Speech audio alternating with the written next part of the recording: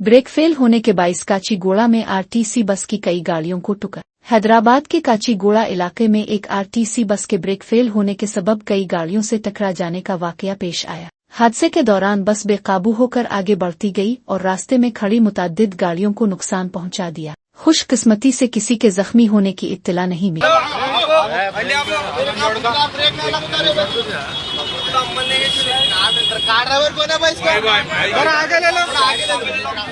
भाई पुलिस वालों कौन बोलेगा, तुम आगे बोलोगे क्या हुआ?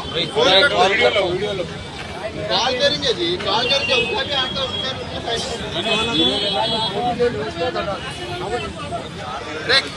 कौन सी डिपो का? अच्छीगुड़ा।